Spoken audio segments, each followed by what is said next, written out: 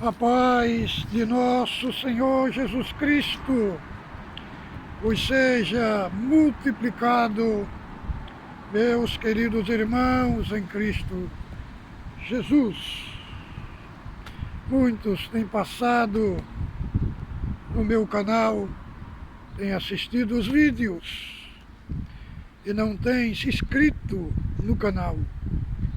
Amados, quando você se inscreve no canal, automaticamente você recebe os nossos vídeos de primeira mão. Quando você dá o like,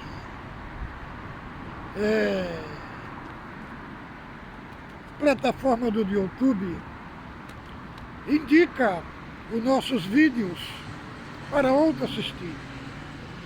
Você compartilhando o nosso vídeo, você vai estar também trabalhando para o reino dos céus, para levar conhecimento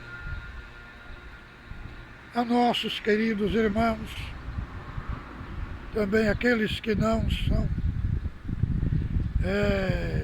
cristãos também. Você compartilhando o nosso vídeo, você vai estar também trabalhando para Cristo. Porque nossa finalidade aqui não é ter fama, nossa finalidade aqui é unicamente compartilhar de graça o que de graça recebemos. Hoje pela manhã o Senhor me impactou com um assunto muito poderoso. E por favor, assista este vídeo que vou gravar, que ele trata, o tema é o seguinte: por que é necessário ter o trono branco e o juízo final? Por que é necessário ter o juízo final? É este o assunto do nosso vídeo. Você vai ouvir aqui descrições impactantes.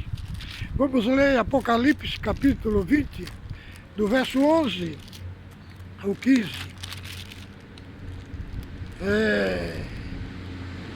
São cenas fortes que João traz aqui, irmãos, do capítulo 20, do verso 11 ao 15. Vejamos. Lemos com a ajuda de Deus. E vi um grande trono branco, e o que estava sentado sobre ele, de cuja presença fugiu a terra, o céu, e não se achou lugar para eles. E viu mortos, grandes e pequenos, que estavam diante do trono. E abriram-se os livros. E abriu-se outro livro, que é o da vida. E os mortos foram julgados pelas coisas que estavam escritas nos livros, segundo suas obras. E deu-se o mal aos mortos que nele havia. E a morte e o inferno deram os mortos que nele havia. Foram julgados cada um segundo as suas obras. E a morte e o inferno foram lançados no lago de fogo. Esta é a segunda morte. E aquele que não foi achado escrito no livro da vida foi lançado no lago de fogo. O juízo de Deus é um conceito, é algo necessário. Se não existir um juízo final, a vida não tem o menor sentido. Se não existir um dia em que todos terão de dar conta diante de Deus de tudo o que fizeram, qual a razão da vida? Qual a razão da existência? Então felizes seriam aqueles que não têm lei para si, ou são a própria lei para si mesmo. Felizes são aqueles que fazem o que querem e ninguém será punido e ninguém será recompensado. A Bíblia, irmão, nos manda crer no dia do grande juízo e olhar para ele com esperança. Os crentes, os cristãos, são chamados a olhar para o dia do grande juízo, não com temor ou medo, mas com esperança. Os ímpios, não. Para este é terror absoluto, mas para os crentes a descrição do grande juízo em Apocalipse é uma descrição que traz esperança. Todo o livro, apesar de suas cenas drásticas e dramáticas, fortes, assustadoras. Em muitos pontos, a intenção de todo o livro de Apocalipse é trazer a esperança para o povo de Deus. Esperança baseada na fé, que confia, que existe em Deus, que tem todas as coisas sob o seu controle.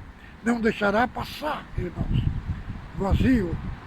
Não deixará passar em branco aquilo que precisa ser feito. Que não deixará passar os atos, as atitudes das pessoas sem que recebam o que é devido, o que é apropriado. É claro que olhar para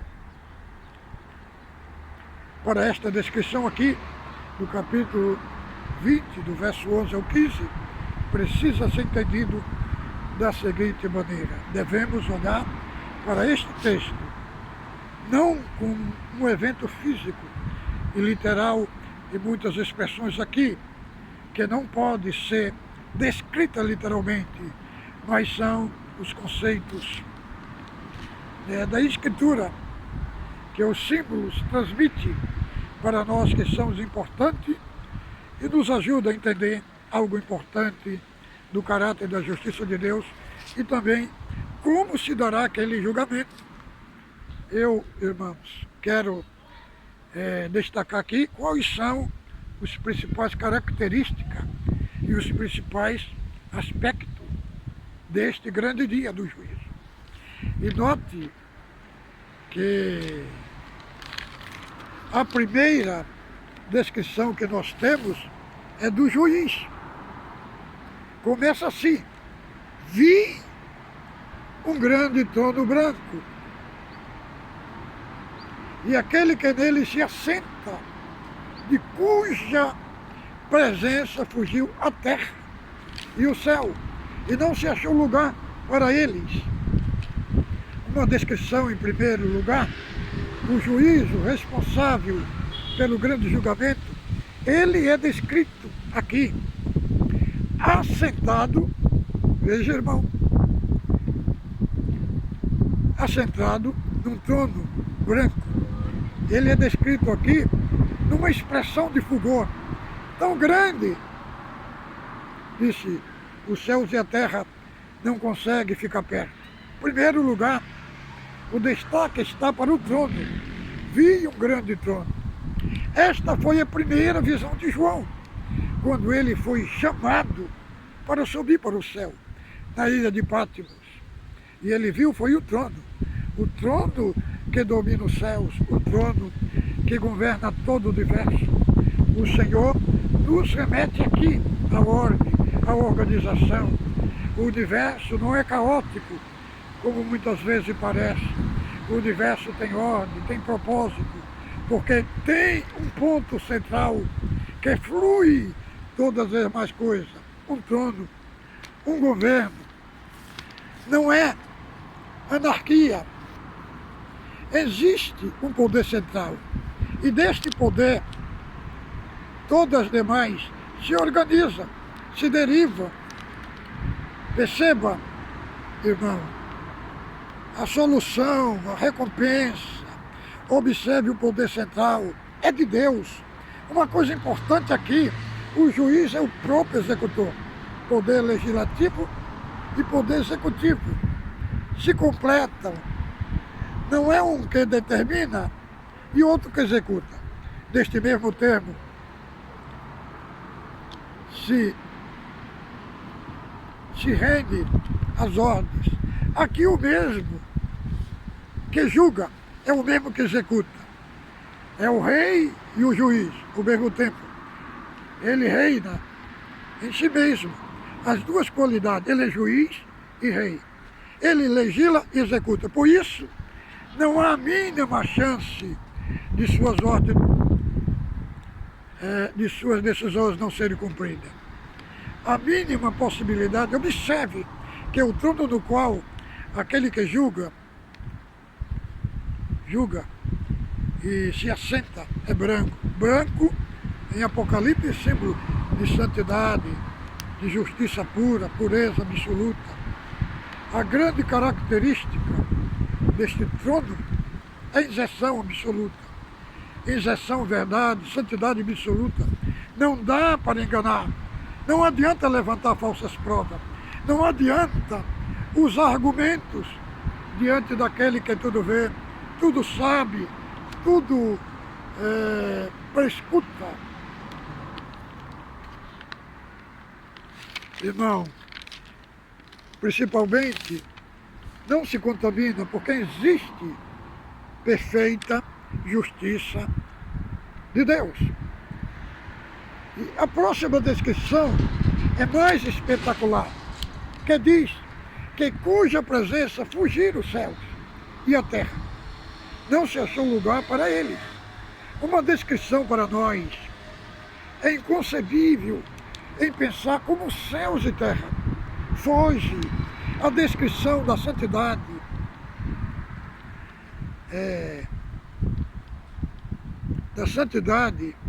prerrogativa de Deus.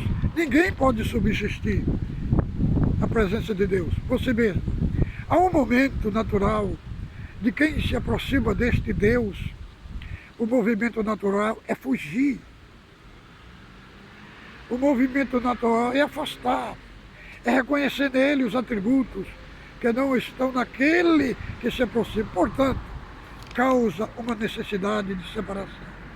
Sua justiça total, santidade total, se ele não dissesse, venham, aproxime-se, ninguém poderia se aproximar dele. Só resta fugir, assustado, desesperado da presença de Deus, que é santo. Este é o juiz, ele em pessoa, é quem vai julgar. Uma descrição aqui do Deus triuno, Pai, Filho e Espírito Santo, mas representado na pessoa do Pai, nunca descrito diretamente. O Apocalipse, sempre através de símbolos, irmão, representa sua glória, seu poder, sua justiça, sua santidade. Veja, em segundo lugar, quem são os réus? Nós temos uma descrição do juiz. Agora vejamos os réus. Quem são os réus? Verso 12. Vi também os mortos grandes e pequeno posto em pé diante do trono. Observe ainda. Após dizer, e os mortos foram julgados. Agora veja no verso 13, uma outra descrição sobre o céu. Deu o mar os mortos, que ele estava. A morte é o além, é o detalhe importante em palavra. Além, traduzido aqui em português como além. É a palavra Geena, na língua original. É o Hades, traduzida como inferno. Podemos traduzir assim, a morte e o inferno entregaram os seus mortos que nele havia. Entendeu, irmãos? Então, muitas vezes é inconcebível entender como o mar vai dar os seus mortos. Os que morreram nas profundezas das águas, automaticamente o mar e a morte vai dar seus mortos. O Hades também vai dar os seus mortos, porque o Hades é um lugar intermediário. Agora, por que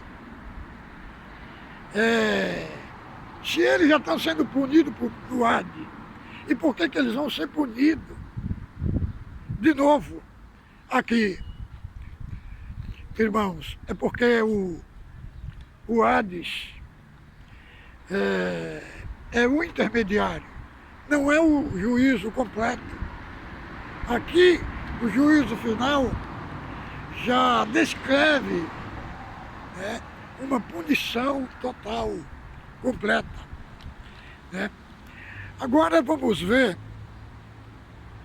aqui, irmãos, tem dois critérios do julgamento. Abriram-se os livros das obras.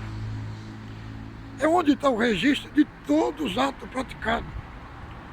São esses dois critérios, dos livros, plural, e o livro. O livro. Este texto nos fala dos critérios do juiz.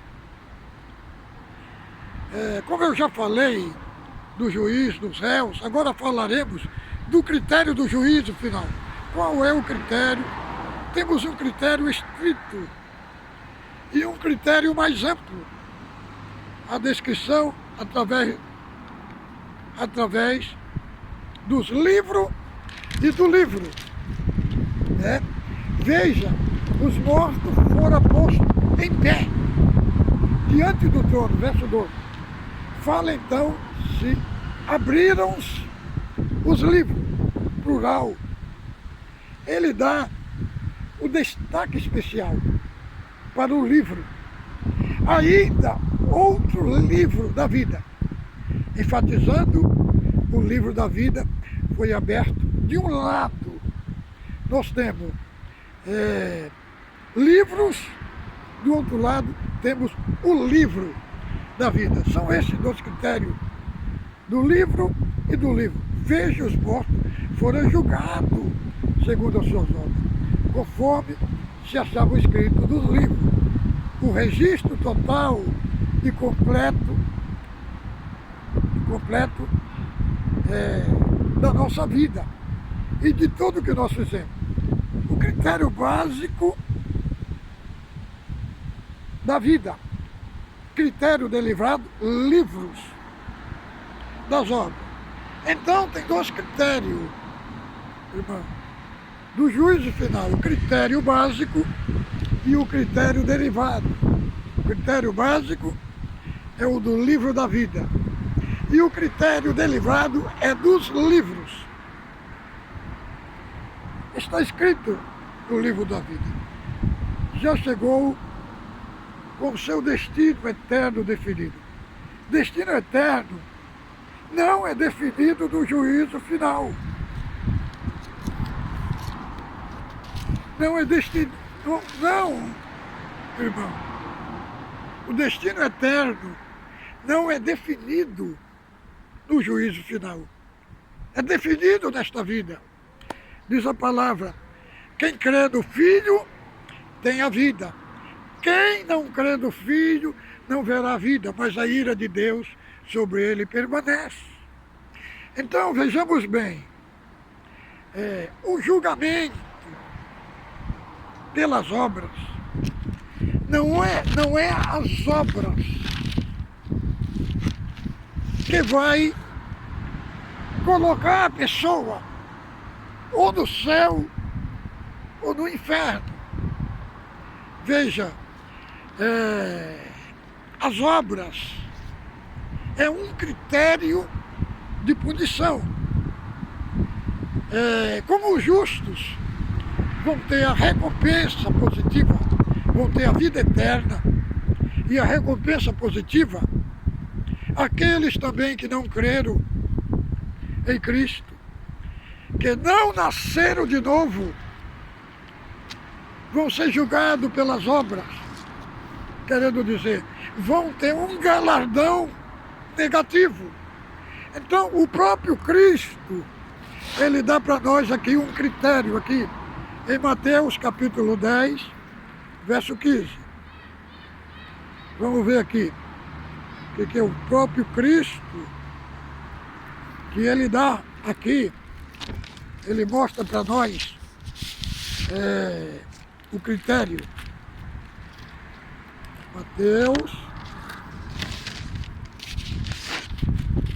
Mateus, capítulo 10, verso 15.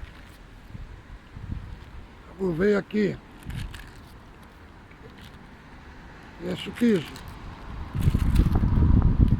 Como é que diz aqui? Em verdade vos digo que no dia do juízo, Mateus 10, 14 e 15. E se ninguém vos receber, nem escutar vossas palavras, saindo daquela casa ou cidade, sacudiu o pó dos vossos pés. Em verdade vos digo que no dia do juízo haverá menos rigor para o país de Sodoma e Gomorra do que para aquela cidade. Então, irmão, aqueles que rejeitar o evangelho genuíno de Cristo, haverá menos rigor para Sodoma e Gomorra do que para aqueles que não ouviram o evangelho.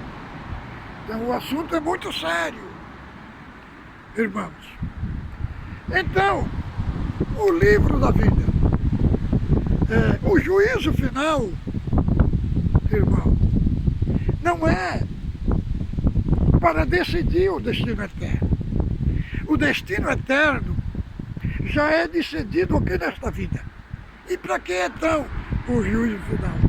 O juízo final é unicamente para mostrar para a humanidade, para todos, que não vai ficar impune, que as coisas escondidas vão ser trazidas à luz, que o segredo dos homens vão ser revelados, vão ser colocados à clara diante de Deus e diante de todos.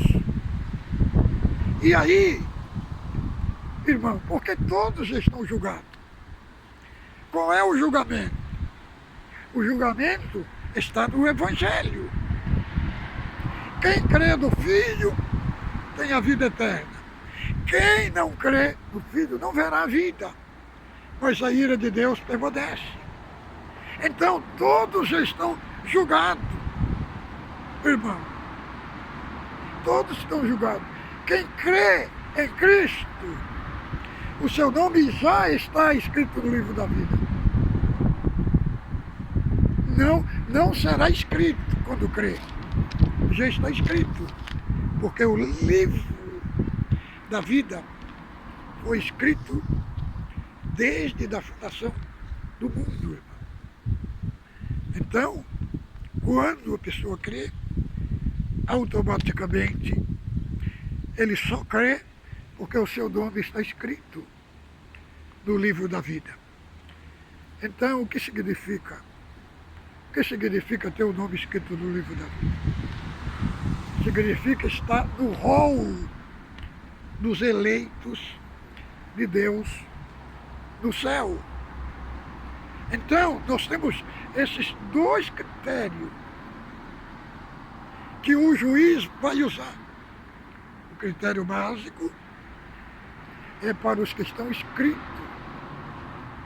no livro da vida. E os critérios derivados é para os que não estão escritos. Veja bem, que não foi as obras que decidiu o destino eterno. Quem decidiu o destino eterno foi o livro da vida. Diz a palavra, aqueles que não foram achados escritos no livro da vida foram lançados no lago de fogo. Então, entendeu, irmão? Então, as obras, cada um foi julgado pelas obras. As obras, elas querem se referir, né, ao critério de punição que cada um vai receber. cada um vai receber segundo o que tiver feito. Só que João, quando apresenta esse assunto, ele dá um destaque, enfatiza um destaque mais amplo, é para os perdidos. É para os perdidos. Né? Quando ele diz, abriram-se os livros, veja, plural, e abriu-se outro livro. Veja bem, vemos um critério dos livros e outro critério, o livro da vida. O livro das obras é o livro dos atos. Então, aqueles que vão comparecer perante o juiz,